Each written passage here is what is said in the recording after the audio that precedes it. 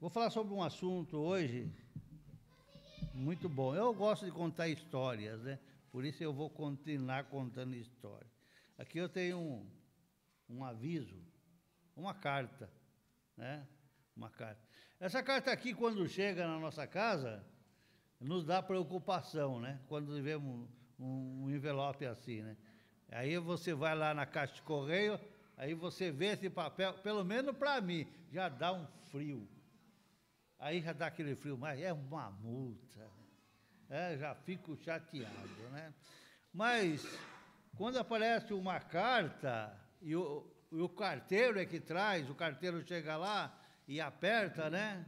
E aí então ele fala o meu nome, Adalto, senhor Adalto, aí e me dá preocupação. Por quê? Porque geralmente as contas eles colocam na caixinha de correio. Eu acho que eles têm medo de dar bronca.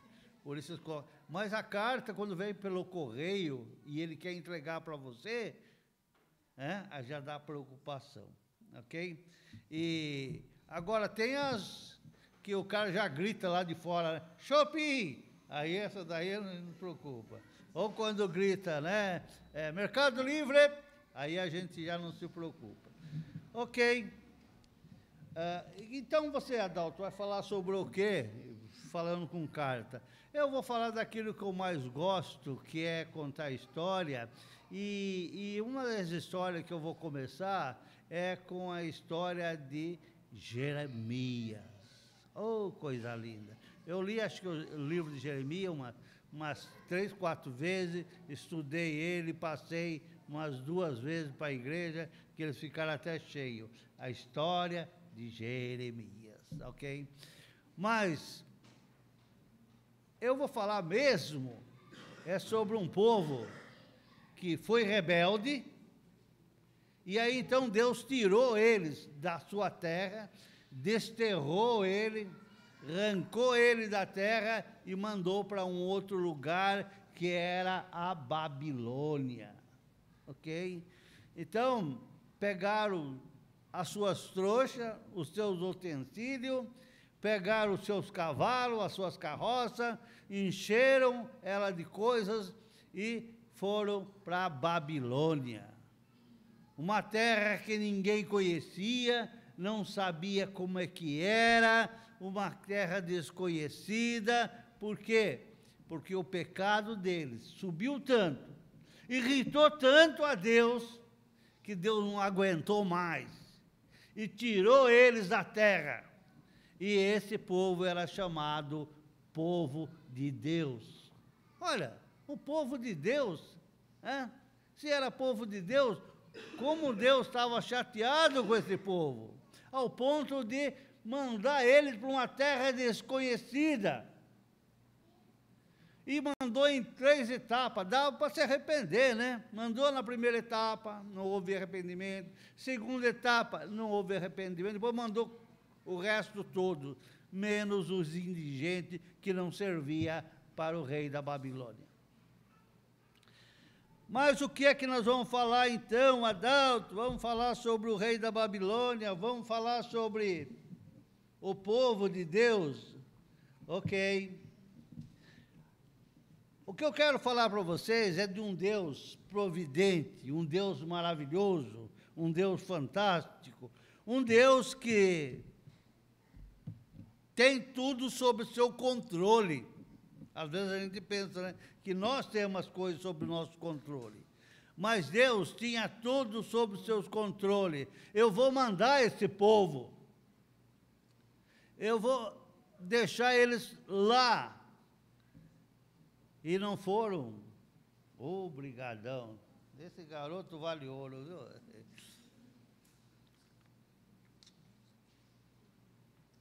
Deus manda ao povo para a Babilônia, mas eles não mandam para ficar alguns dias.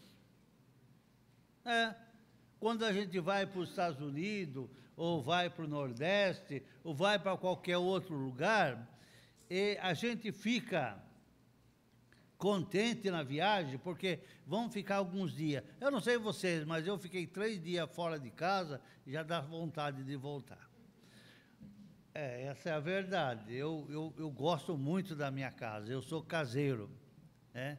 E o povo está indo, mas está indo magoado, porque quando o povo olha para trás, ele só vê as fumaças das casas incendiadas, as casas que foram tirado tudo de dentro, foram roubadas, foram destruídas, e o povo caminhando.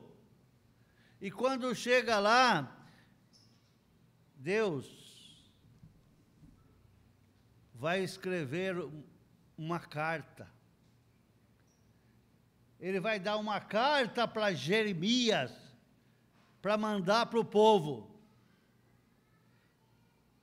E ele manda essa carta para o povo, para que o povo lembre-se que quem está mandando ele para lá é Deus. E o que eles devem fazer nessa nova cidade. Uma cidade que destruiu a sua, tomou suas terras, matou os seus filhos, destruiu o seu exército. Deus manda uma carta como eles devem se comportar. Eu não canso de falar que uma vez nós tivemos aqui um peruano, e ele uma vez ele ligou para mim e falou: Adalto, né, eu preciso conversar com você. Vai comigo? Aí ele falou: posso ir aí? Aí eu falei: pode, claro, minha casa é sua casa. Aí ele apareceu lá, e apareceu e falou assim: eu recebi uma proposta para ir estudar lá no Amazonas, fazer doutorado. Você acha que eu devo ir? Pô, vai perguntar para mim se eu acho que devo ir. Eu pensei, orei a Deus, pensei muito, eu falei: você não vai fazer doutorado, você vai para ser usado pela mão de Deus naquele lugar. Porque nós esquecemos que quando nós saímos para fazer qualquer coisa na nossa vida, a gente tem que parar de ser egoísta, de que a gente vai ficar rico, vai ser bom, vai ser... Às vezes é Deus querendo usar a gente naquele lugar. Deus manda o povo dele para a Babilônia, mas com objetivos. E ele avisa: vai ser só por 70 anos. Só 70 anos. Quer dizer, uma geração vai se passar, a outra geração vai nascer e provavelmente vai se passar também, e uma nova geração vai surgir lá na Babilônia. Mas é por isso que ele deixou profetas na Babilônia: Daniel, Ezequiel, Neemias, Esdras, Zorobabel, para orientar o povo. Ok. A carta que nós vamos ver está lá em Jeremias 29. Quem quiser acompanhar, Jeremias 29. A carta começa assim: são essas as palavras da carta de Jeremias, o profeta, que enviou de Jerusalém ao resto aos anciões do cativeiro, como também aos sacerdotes e aos profetas e a todo o povo, que Nabucodonosor levou cativo para a Babilônia. Escreve-se a carta para o povo, para os profetas, para os professores, para os mestres. Uma carta escrita por Jeremias, mas mandada por Deus. Deus mandou Jeremias escrever. E o que ele manda escrever? Assim diz o Senhor dos Exércitos, o Deus de Israel, a todo exilado que eu deportei de Jerusalém à Babilônia. Preste bem atenção no que ele vai falar, porque é muito importante.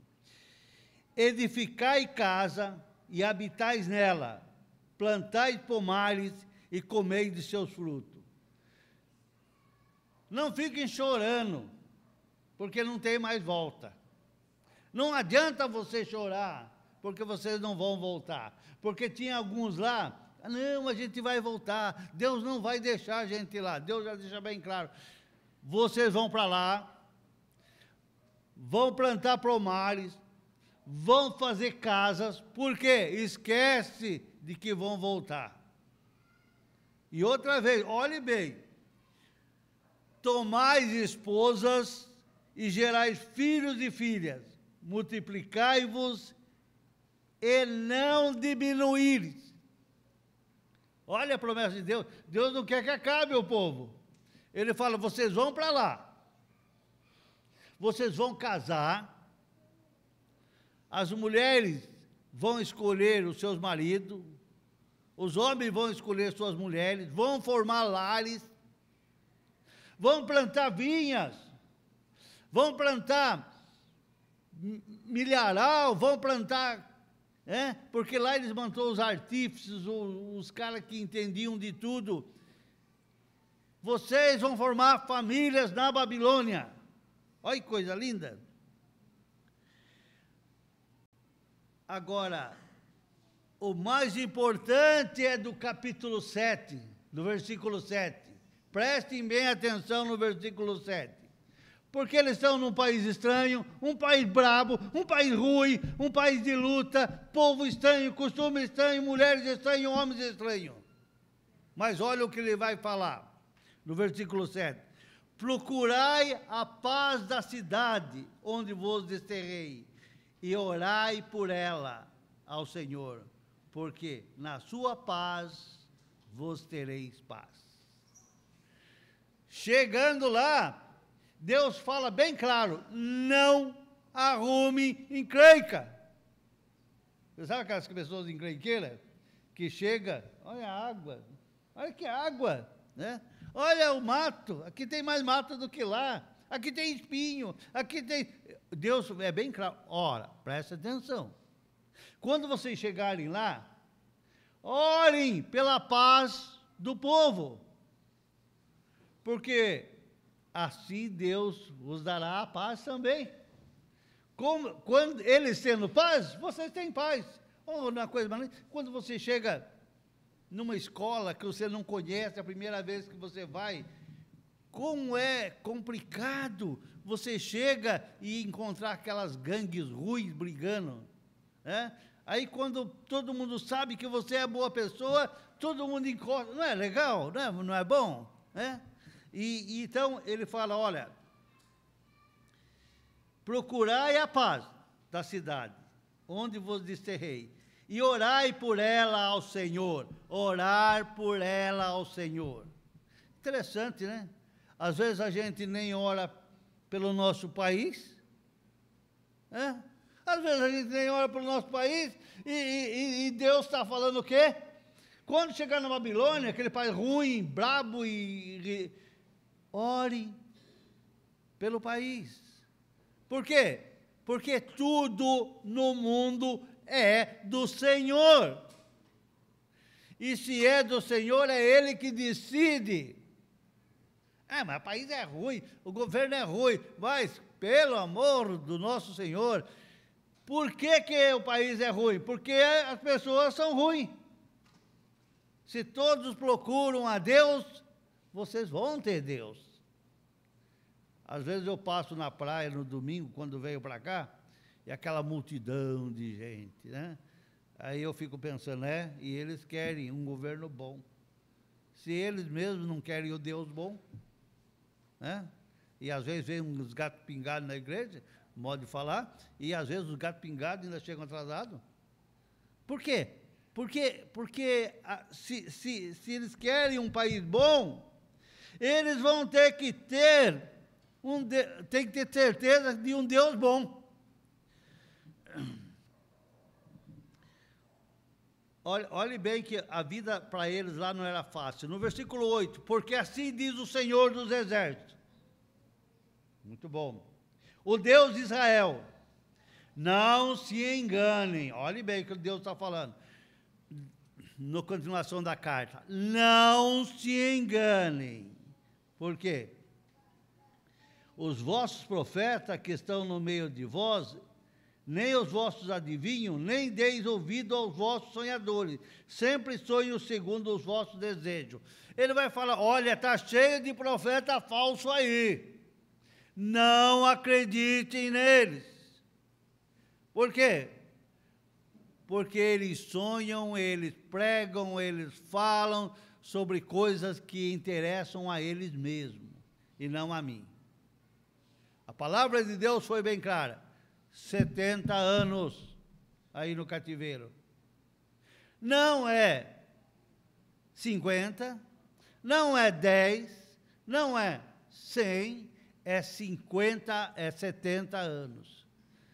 70 anos certinho eu visitarei vocês. No versículo 10 ele diz, assim diz o Senhor, logo que se cumprirem 70 anos, atentarei para vós outros e cumprirei para convosco a minha boa palavra, tornando a trazer para esse lugar. Que coisa linda, hein? Para nós agora que passou os 70 anos, né? Mas antes. Interessante que, se você estuda a Bíblia, você vai ver que, você estuda o livro de Isaías, você vai ver que Isaías já fala que Ciro iria libertar o povo. Espera aí, Isaías é antes de Jeremias, 100 anos, 150 anos antes. Depois, quando chega os 70 anos, certinho, cravado, Ciro levanta e fala, Zorobabel e Esdra, levem o teu povo de volta para Jerusalém e reconstruam a cidade do seu Deus. O homem podia ser cristão, né? Porque para fazer isso, né? Mas, às vezes eu pergunto, você, Adalto, foi aí contar história, né? História, né? Mas o que eu quero que vocês pensem é o seguinte, durante esses 70 anos, o povo foi se adaptando ao lugar. Você sabe que o ser humano é o único ser que se adapta a qualquer coisa. Tinha um cara que sempre me falava assim, um professor, não acostumem com o que é errado. Viu, jovens? Não acostumem com o que é errado, porque o errado passa a ser certo depois de um certo tempo. Entendeu? Quando a coisa é errada, já fica longe. Opa, aí não. Ah, mas dá só uma bicadinha aqui que não tem problema nenhum. Longe. Por quê? Porque o que é errado passa a ser certo se você não tomar cuidado. O povo de Deus começou a viver lá e começou a se sentir feliz. E começou a olhar, olha que coisa mais linda esse país, depois de um certo tempo ele passa a ser bonito. As mulheres, nossa, que mulheres bonitas, homens, olha que homem forte, olha que... E começam a se misturar com o povo da Babilônia. E começam a ter intimidades com eles, e começam a casar, e começam a ter filhos, e começam a se enraizar naquela terra. Lembre-se bem, eles não são dali, eles não nasceram para ficar ali, eles não têm nada que criar raízes ali, mas eles plantaram vinha, compraram terras, fazendas, chácaras, e se formaram, vamos viajar um pouquinho, né? Piscinas e tal, convidar os babilônios para vir, eles vêm e interagirem, né? Mas só que eles esqueceram de uma coisa, 70 anos passam. Você acha que o tempo não passa? Eu lembro quando eu levantei das águas lá no acampamento Monte das Oliveiras, hoje eu estou com 70 anos quase. O tempo passa. A vida passa. Nós não somos mais criança. E chegou uma hora que os 70 anos passaram. Acordou Ciro, chamou Zorobabel e Esdra, pode voltar. Eu vou entregar tudo do que foi trazido lá da Babilônia. E aí, então, foi aquela alegria, em parte. Porque agora eu trago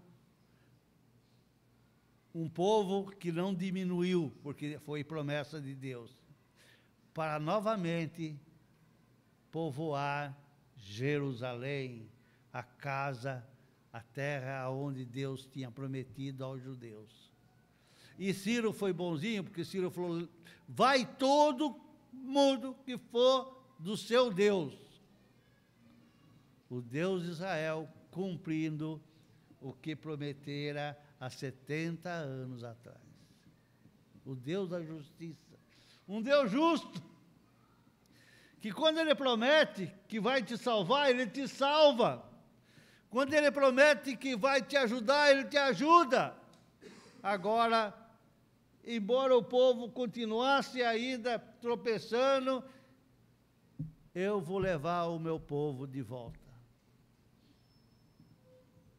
Se nós formos vermos no livro de Esdra, no capítulo 8, a partir do versículo 15, Esdra 8, 15 e 20, nós vamos ver o seguinte: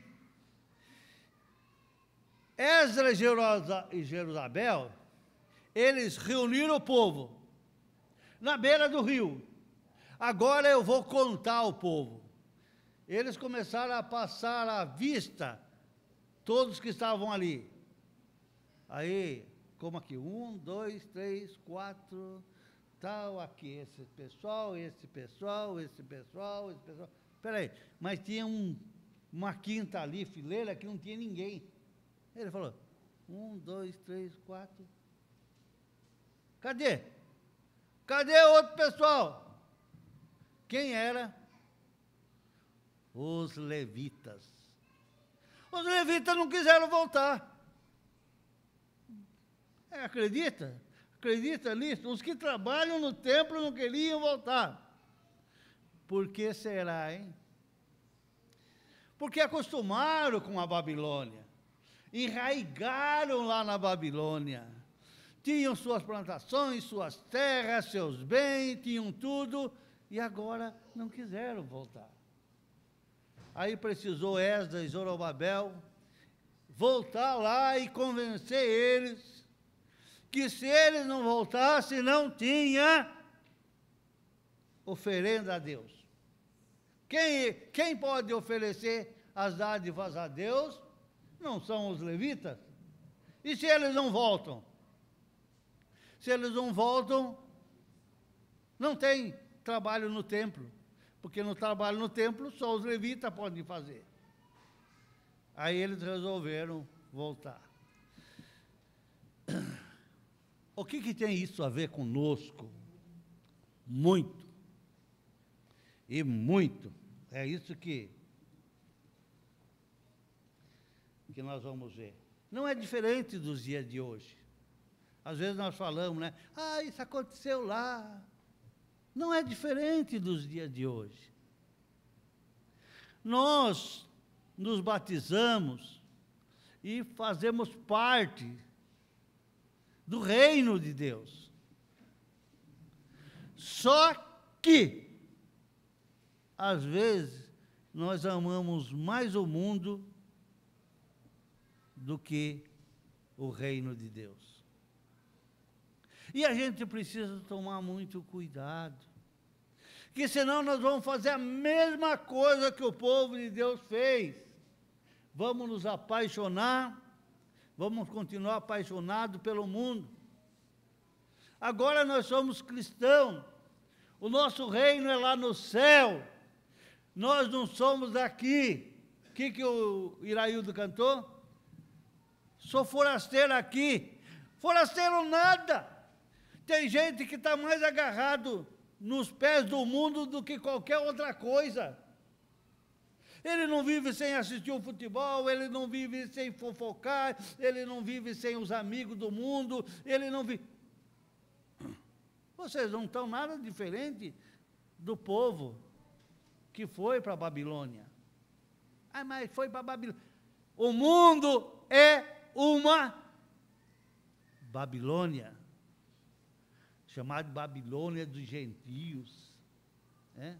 Roma era chamada de Babilônia. O mundo é Babilônia. Você acompanha os costumes e os vícios do mundo. Ah, mas olha a minha sobrancelha, parece uma gaivota. Não tem nada demais. Mas quem criou isso foi o mundo. Olha a minha saia, quase mostrando aqui a tatuagem. Mas isso quem criou foi o mundo. Olha o meu short, ele tem um rasgo aqui do lado. E você sabe por que é esse rasgo do lado? Porque quando você vai andando, mostra outras coisas também. E quem criou foi quem? O mundo. Nós nos apaixonamos pelo mundo. E depois nós cantamos, sou forasteiro aqui, em terra estranha. Você não está nada em terra estranha. Você conhece bem e tem até amizade com as pessoas do mundo. Uma vez eu passei lá perto de casa, lá, tinha uns amigos da polícia lá, aposentados, sentados no bar lá. Ei, eu não vejo você aqui. Mas por que eu tenho que estar aí? Porque nós estamos todos aposentados, estamos aqui. Falei, rapaz, aí não é meu lugar. Aí não é nosso lugar. Nós estamos no mundo, mas não somos do mundo. Mateus capítulo 4. Mateus capítulo 4. Vamos dar uma olhada. Do 8 ao 11.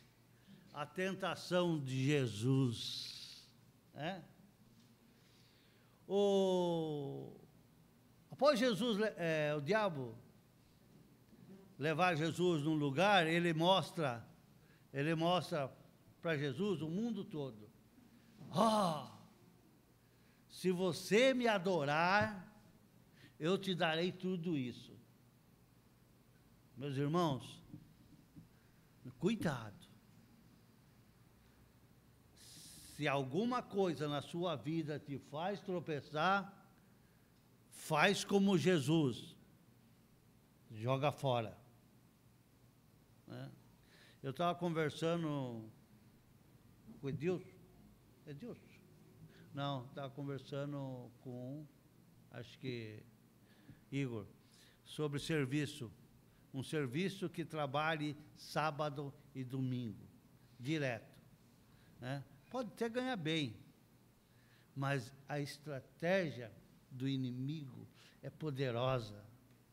Ele sabe que se tirar você das reuniões da igreja todo domingo, depois de passar uns tempos, você está falando, olha, quando for minha folga eu nem vou, eu fico em casa. Jesus falou não a Satanás. E aí então ele viu que Jesus era diferenciado. Nós, cristãos, isto é, se entendemos a aula do Igor, se entendemos as outras aulas que tem feito aqui, se entendermos o nosso coração isso, nós mudamos de comportamento. Mas como vamos mudar de comportamento se nós somos maleáveis? Se nós olhamos a beleza da Babilônia e nos apaixonamos por ela. E você sabe que apaixonar é complicado, né? Para você largar é difícil. E às vezes você não larga, você morre grudado nela. Apaixonado por carro, apaixonado por roupa, apaixonado por perfumes, apaixonado por vida secular, apaixonado por tudo. Nós temos que ser apaixonados por Cristo. Nós usamos este mundo para o bem da igreja e não para o nosso bem. Como é gostoso, eu vou lá no bar lá, sento no meio da turma lá, vamos jogar um carteado lá, piadinha aqui, piadinha ali. Ok, parabéns, filho, você está se apaixonando pela Babilônia desse mundo. A Bíblia vai mais longe, no capítulo 5 do livro de Mateus, nós vamos ver aqui,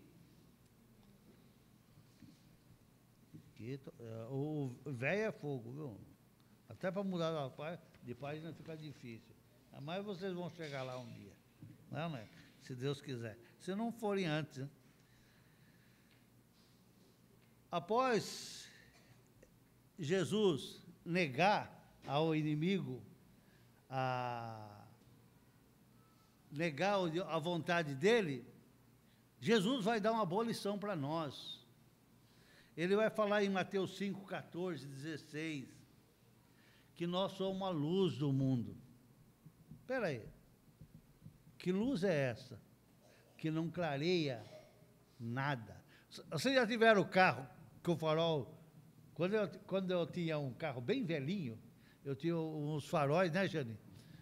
Muito ruim, que não clareava nada.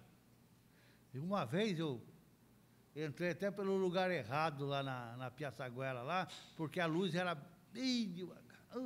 Como eu disse. E eu sempre falava assim, puxa, um dia eu vou ter um carro que clareia, pá, e aí eu vou ver tudo. Nós temos que ser esse farol desse carro que clareia para você ver e para os outros enxergarem. Porque as pessoas não enxergam. Você passa naquele bar lá, está todo mundo lá, mas eles não enxergam. Eles acham que está certo. Por quê? Porque eles são da Babilônia, e a Babilônia para eles é certa.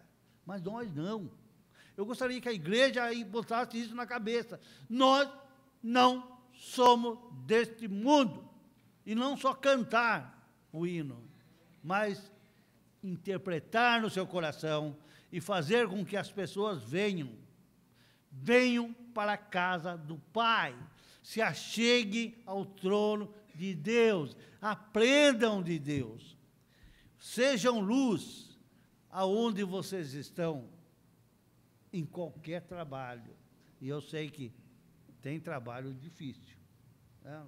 Tem trabalho difícil, né? E o meu trabalho também não foi fácil, né? Foi muito difícil. Mas passou. Eu sempre dou graças a Deus por ter me perdoado em tudo que foi feito ou que passou. Porque não foi fácil. Mas ninguém falou que ia ser fácil. Você acha que foi fácil para Jesus dizer não? Quando estava morrendo de fome e o cara toma um pedaço de pão? Não foi fácil. Então, em Mateus 5, 14, 16, ele fala que vós sois a luz do mundo, né? A mulher é luz no seu lar, a mulher é luz no seu lar, o marido é luz no seu trabalho, mas nós temos que ser luz, senão não vai adiantar nada. Então, o que nós vamos fazer? Nós temos que fazer o que João falou, Jesus falou no livro de Apocalipse, à igreja de Éfeso.